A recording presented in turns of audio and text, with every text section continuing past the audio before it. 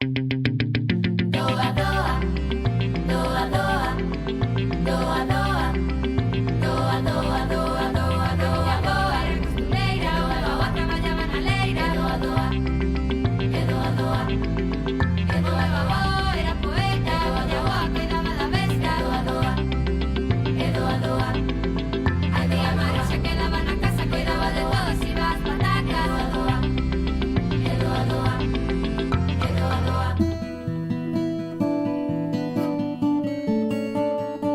Gañar o pan é o mesmo que gañar a vida. Hoxe o pan chega á nosa mesa nunha bolsiña de plástico e apenas sabemos de onde ven.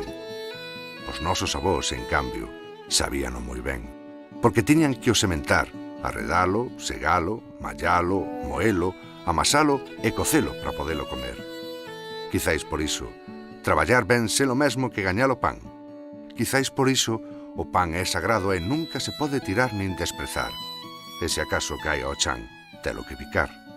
E quizáis por iso, nunca se lle pode negar un anaco de pan a quen ten fame.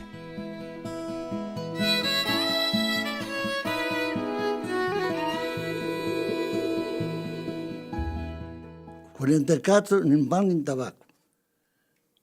Non había nin pan nin tabaco. Era moi bonito, pero bastante complicado. Unha, porque había que saber moito cando estaba no seu punto, para segalo. Por exemplo, tratando de trigo, cebada ou centeno. Normalmente sembrabas máis centeo que trigo porque as terras para que den trigo teñen que ser con humus, con fondo, con sustancia, e os peneiros, que así lle chamaban as terras de menos humos e de menos sustancias alimenticias, pois daban mellor o centeo. Sementábamos o millo, depois había que cabalo, logo dábaselle outra sachadura que lle chamaban o arrendo, había que desbastalo. Facías un primeiro labor que era o sacho, e eso a man, todos a man, e todos a unha en fila, e toda a familia se echaba.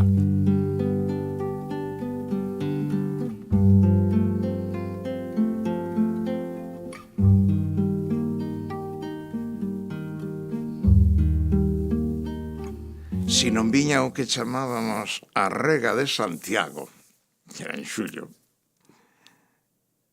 pois, bueno, incluso se facían oracións para que Santiago se acordara de nós e que nos mandara unha chuviña para que o millo nacera ben e podera.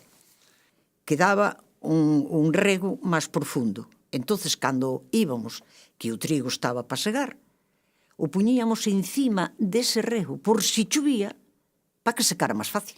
Si chegaba o que os labregos chamaban a terra famenta, é dicir, o subchan, que estaba máis ou menos pedregoso ou barroso e tal, que eso non era productivo. Entón había que ter moito cuidado de coller a terra, digamos, o manto de terra que fora auténticamente productivo, non?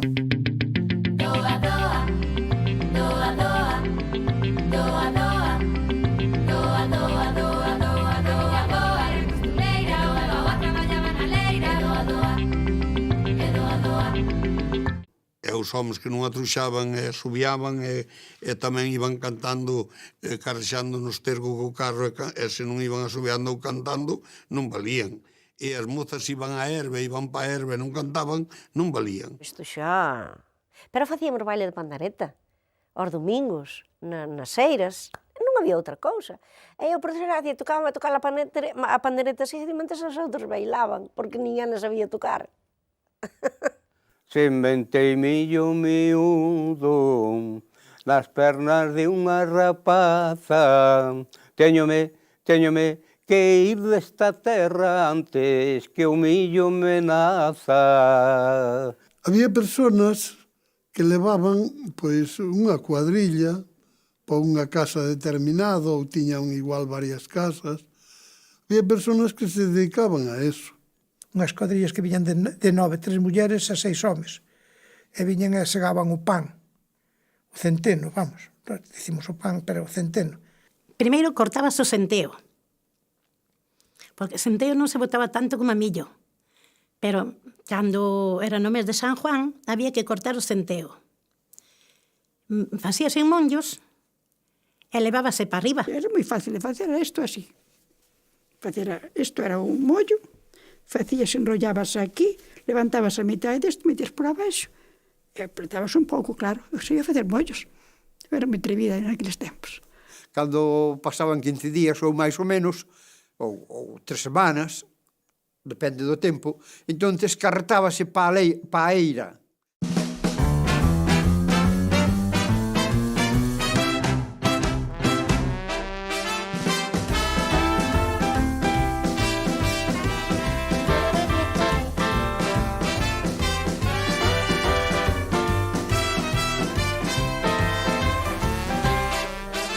Había xente que tiña a eira de pedra, lachada de pedra, pero eran poucas. No meu lugar había unha. E despois, para mallar, facían a eira, aproveitaban a bosta, a merda da vaca, e facían unha amasada e pasabanlle por riba a eira, como se fora unha alfombra para o pan. Colocábanse os mollos de trigo ou de centeo, espiga con espiga, unha piña, e as filas de malladores, 3 ou 4 de cada lado, unha frente do outro, co mallo, E puñas ao sol. Non os chamabanlle limpeiros. Eran unhas lonas grandes feitas de sacos. Puñese no sitio onde houbera un poquinho de brisa, e ventilando para que o pouco o vento que houbera que botara así os restos de palla e que fora quedando o grao limpo. Doa, doa, doa, doa. Doa, doa, doa, doa, doa, doa. Era costureira, o avó traballaba na leira. Doa, doa. Unha cousa multitudinaria que era facer o palleiro da erva seca, que despois se facía o palleiro da palla. Daí ben o nome de palleiro. Había xente especializada xa que andaba de casa en casa pola parroquia para facer os palleiros. Primeiramente faíase en redondo, non? Empezaban a facelo os palleiros para poñer a palla por encima do tellado para que non entrara agua na palla, porque se entra agua na palla pudre todo, claro. Sí, facías o palleiro todo acuñadito, todo con... Salía o palleiro, iba... E despois faíaselle o cumio, que se chama. Entonces, o cumio era para que non entrara auga, claro. Xogábamos todos e escondíamonos hasta nos querían levar ao palleiro.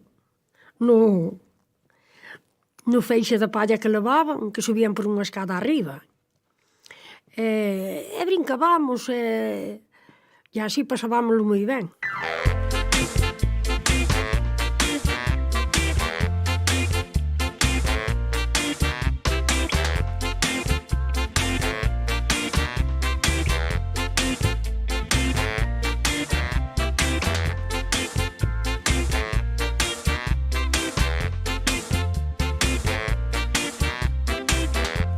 Na nosa casiña dos meus avós de Arzón había unha gran eira, había normalmente 2 palleiros de erva seca e un palleiro da palla de centeo e de trigo. Da palla do trigo collíase para beirar o palleiro da palla de comer as vacas para protegelo das invernadas e que quedara o heno, o que é a comida das vacas, por debaixo. A palla levábana pa estrume, nós chamamos de estrume. Po abono, entonces. A máis para deitar as galiñas, que daquela deitaban as galiñas en uns cestos grandes e facíase nun cesto grande facíase o niño con palla de centeo. Tamén para que as mulleres collían as pallas para facer os sombreiros, o zancosmeiro, que aínda se usa. Doa, doa, doa, doa. A tía madre se quedaba na casa, cuidaba de todos, iba ás patacas. Doa, doa, doa. Que pasaba con ese millo? Ese millo durante o mes de outubro recóllese, métese no hórreo, porque os hórreos ten a potestade de curar o millo. O hórreo, sí. Era moi importante porque é onde se guardaba o millo. millo. E tamén o centeo e o trigo. Un labrador rico tiña que ter un hórreo de máis de 4 claros ou graneira e máis 7 ou máis vacas. Coas súas cruces na parte de riba e ben aislados do suelo, porque había que aislarlos do suelo. Así tiña aquela forma de xera, as columnas cando remataban para que os ratos que subían polas columnas de tiña, pois ao chegar arriba non podían subir, e por tanto non entraban no hórreo. E o labrador, o normal, o que estaba ben, pero non era o máis rico, que tiña que ter hórreo de 4 claros e 5 vacas.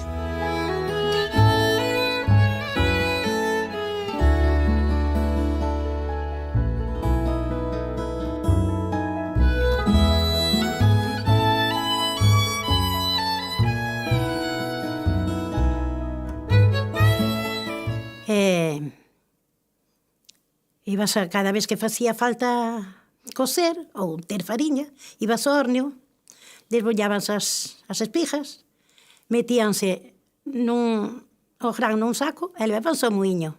A base de onde guardamos todo, pois non solamente guardamos o millo, guardamos a semente para sementar, incluso as frutas, collemos as naranxas ou a manzáns, e a manzáns tiñamos no hórreo porque estaban ventiladas e duraban moito tempo. De 2 claros, xe era un labrador pobre, e menos de 4 vacas. Esa era unha medida infalible, ou sea que a xente tiñas que ter eso á forza. O hórreo era importante, era moi importante, porque nese tempo non había frigorífico, nin había nada deso, non? E a satisfacción que supoñía chegar o mes da recolleita do millo e ter o ouro cheo, aquelo era a satisfacción plena dunha familia. Doa, doa.